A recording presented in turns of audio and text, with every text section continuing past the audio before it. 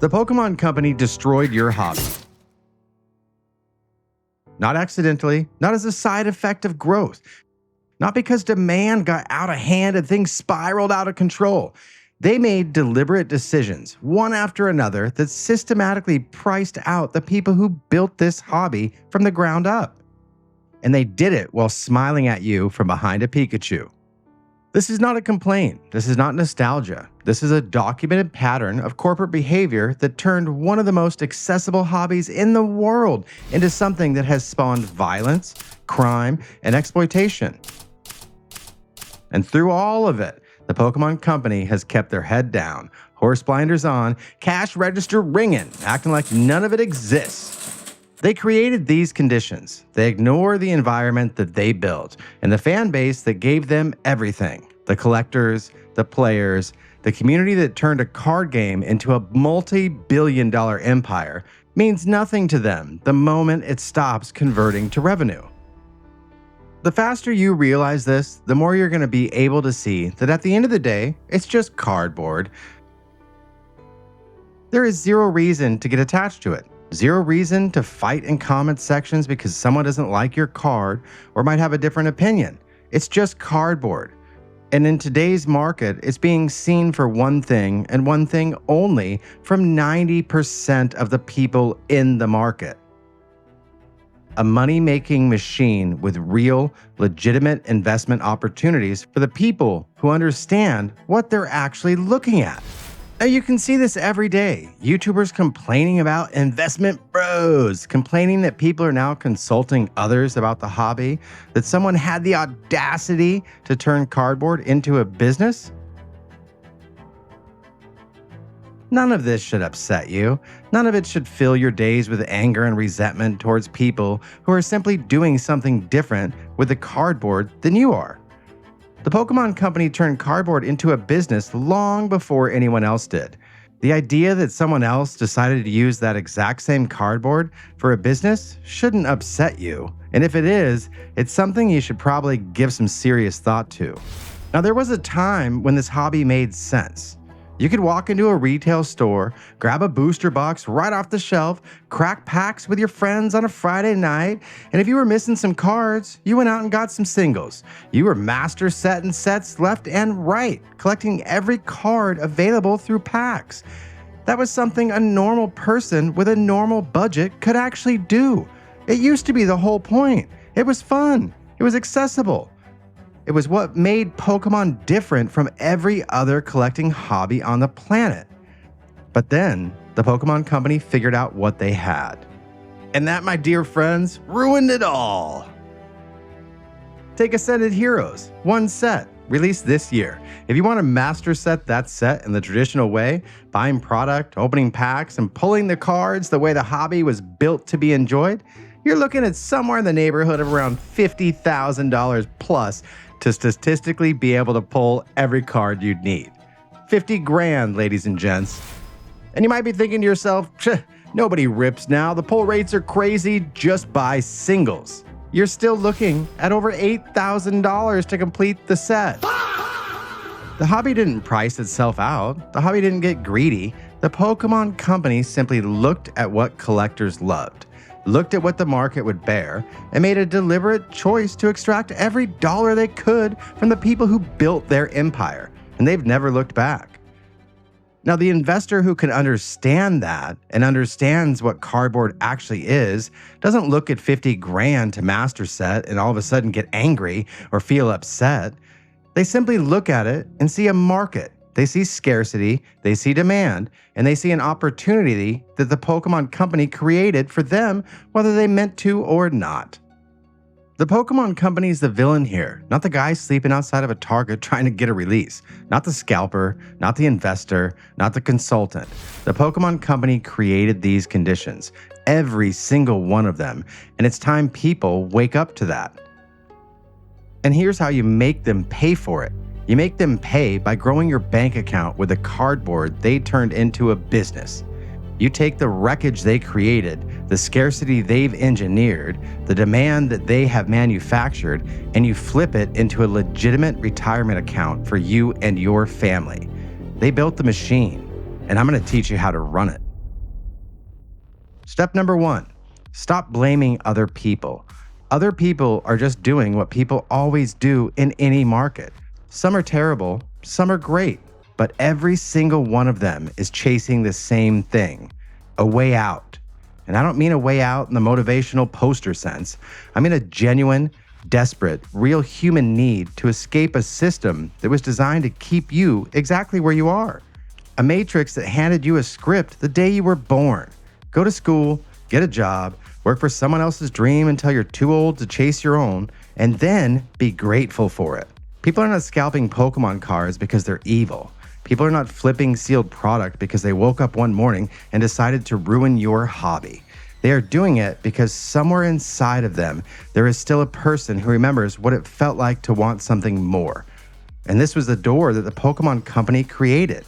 These people didn't create the opportunity. They simply saw the same door and they're just trying to open it. Stop resenting people for trying to walk through the door.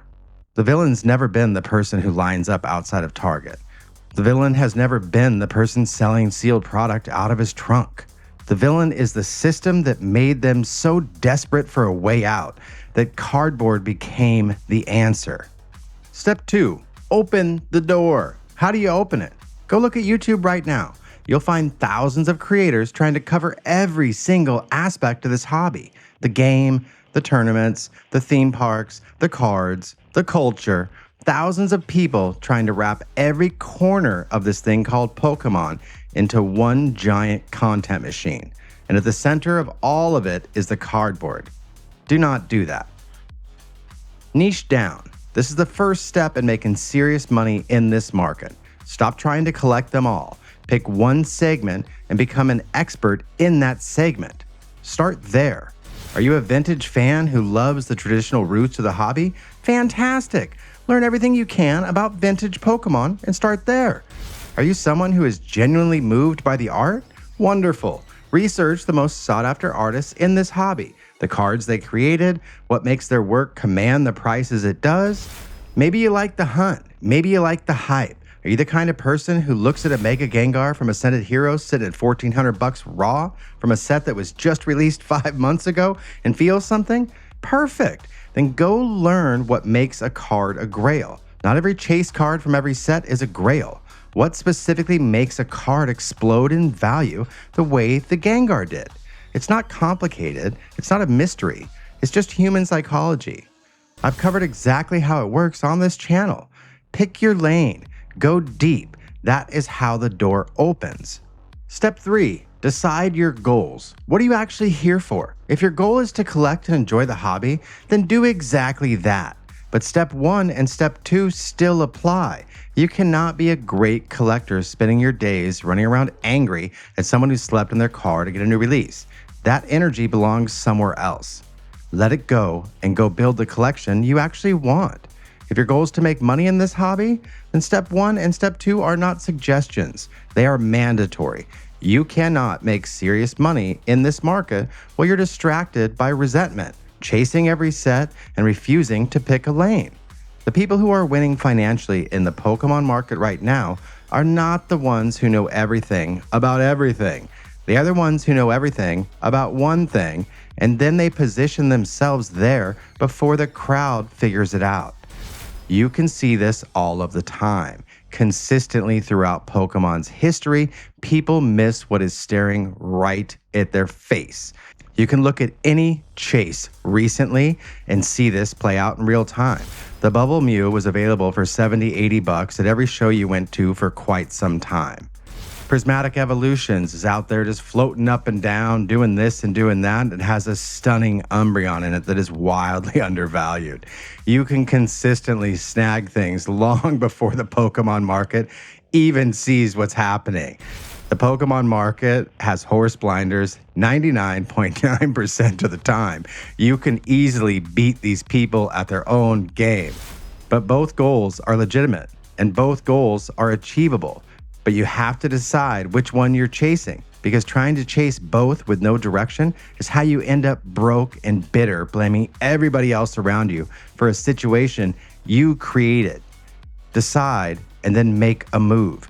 Step 4, you must decide if you're a collector or an investor. You cannot combine the two. In this market, you are one or the other, period. It is not up for debate. Yes, you can collect to make some money on the side while flipping some things, but you cannot be a serious investor in this market while constantly forming attachments to cardboard. It will never work. You will miss opportunities because you were too busy chasing the new release or following hype. You're going to hold cards too long for reasons that have nothing to do with the data and everything to do with emotion. You will be afraid to buy when the moment comes because it feels like it's a transaction and you still think it's a hobby. You must separate the two at all cost. It is not up for discussion again. You see it every day. Thousands of creators running to every new set, camera on, rambling about this card or that card, hyping whatever just dropped. Those people are not investors. Those people are chasing clicks and praying you spend enough time watching their content to justify their ad revenue while your bank account still sits at zero. The investor and the collector live in completely different headspaces. One makes decisions based on data, timing, and market positions. The other makes decisions based on what they love. Both are 100% valid, but they cannot exist in the same portfolio at the same time, period. Step 5, create a budget and stick to it. Again, this one is not up for debate. Doesn't matter if you're a collector or an investor. You must have a defined budget before you spend a single dollar in this market. Not a rough idea, not a ballpark, a number, and a hard line that you do not cross. As your investment grows, your budget can grow with it, but you do not run all over town spending money chasing hype because a content creator got you excited about a new release. You will never win that way. No one wins that way. The only people who benefit from that behavior are the people selling you the product and the creators collecting ad revenue while your wallet empties. If you're a collector, the same rule applies. You cannot build a solid collection overnight. You cannot collect everything at once. Building something you are genuinely proud of takes time, and it takes discipline, and it starts with a budget from day one. There is no, oh, maybe I'll grab one more box, maybe one more bundle. If your budget allows it, get it. If it doesn't, you pass. It's that simple. Make things easy in your life when it comes to this market. The hype is always going to be there. The next set will always look like the one you can't miss. The content creators will always make you feel like you have to drop everything to get it. Your budget is the only thing standing between you and a hobby that bleeds you dry while somebody else gets rich from your lack of discipline. Set the number and hold the line. The window for you to get your payback to the Pokémon Company that ruined your hobby is right now, and the window will not be open forever. At the end of 2028, the Pokémon Company opens a brand new printing facility. The market will never look like this again, period. The door the Pokémon Company built, the one all those people you were so busy resenting or trying to walk through, it's open right now. The scarcity is real right now. The demand is real right now. The opportunity to position yourself in this market before everything changes is sitting right in front of you right now. The people who can see that and recognize it and move in the next 2 years are the ones who will look back at this moment and say, that was it. That was when everything changed for me and my life. That was the decision that built something real. The people who wait and watch it happen to someone else, they'll be in the same comment sections crying. They're in my comment sections all the time crying, telling me that my voice is AI or that somehow my videos are edited by AI. Trust me, if I could edit these videos with AI, I would 100% edit the videos using AI and stop spending 40 hours per video editing them myself. Those same crybabies in the comment, the same Facebook crybabies, the same arguments about the same people, those are the losers right now. And they will watch the people who moved when the window was open count their returns while they explain to anyone who will listen how they almost got in. They should have done this and they could have done that, and I wish I'd had done that. Those people can cry in my comments every single day. I don't care. They can cry in everyone else's comments every single day. No one cares about those people. Stop worrying about what other people think. Realize this window is open now, but it's closing within the next 2 years. Make a move and decide what you want to do. If you actually want the full framework for thinking about which cards are worth grading, what submission economics actually look like at different price points, and how to build a collection that holds value when the market shifts, consider signing up for my private members area via Patreon. You can reach me on the private members area 24/7 in real time with any Pokemon related questions you might have. Where we do group pack rips on Friday nights, not some rip and ship nonsense. Oh, no way. Everybody hops on a call, turns on the cameras, and you open whatever you want to with other people from around the world. It's an absolute blast. So if you enjoy the content, consider supporting the channel via the Patreon private members area. And don't forget to hit that subscribe button. 80% of you are watching every single video, but you're not subscribed. Leave comments, subscribe, like, share, all that good stuff.